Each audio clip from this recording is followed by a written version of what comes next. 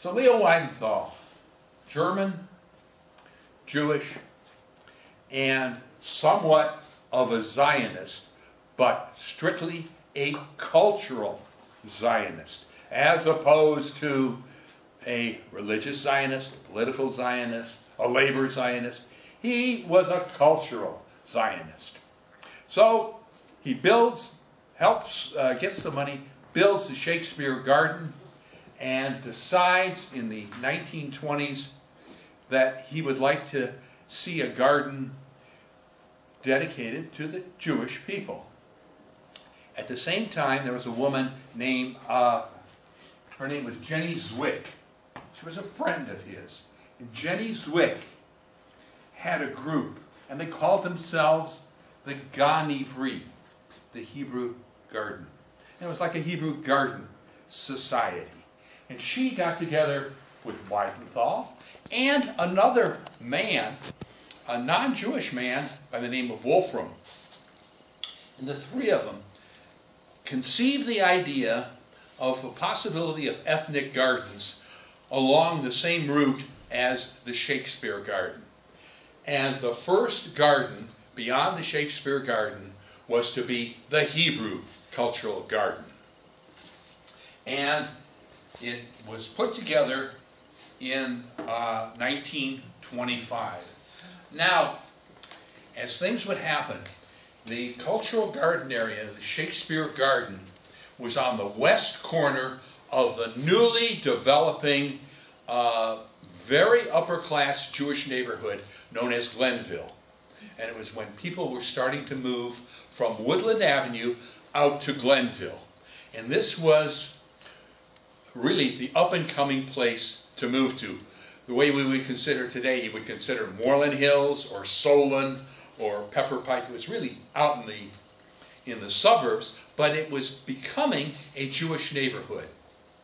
So it worked out very well to have this garden right at the edge of Glenville. You don't think of Glenville as being right on East Boulevard, but it is. And if you look at a map, you see that it's just a block or two away is Yale Avenue, and it's like 4 blocks to 105th Street.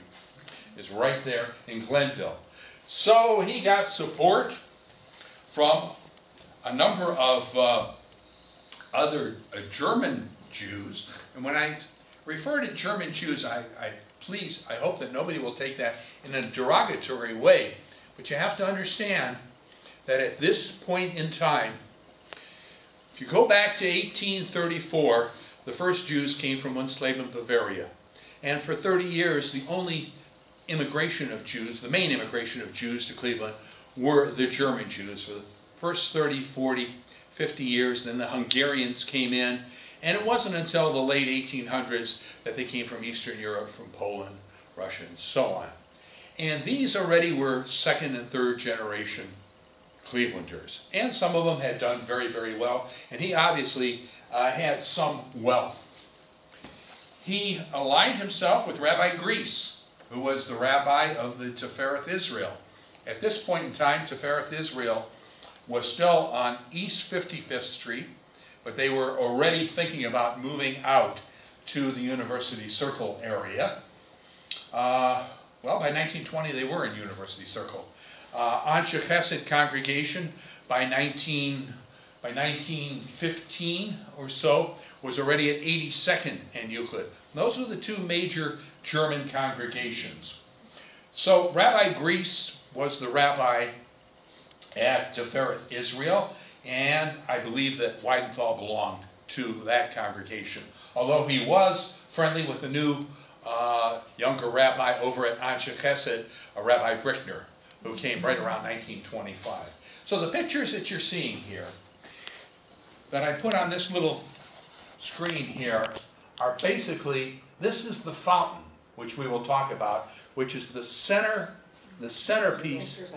It's out again. Okay, that's easy. Well, I'm sorry. That's easy. Over here is a dedication in 1926, and here we see 4 people. We see Leo Weidenthal, the city manager Mr. Hopkins, William Hopkins. They named an airport after him. There's 5 people. Chaim Weizmann, who was to become the first president of the State of Israel, but at this time he was a British citizen, and he was rather wealthy. Chaim Weizmann made a lot of money inventing acetone to make bombs for the British for the First World War. Abba Hillel Silver, already a distinguished rabbi in Cleveland, and Jenny Zwick. So those were the people at the dedication.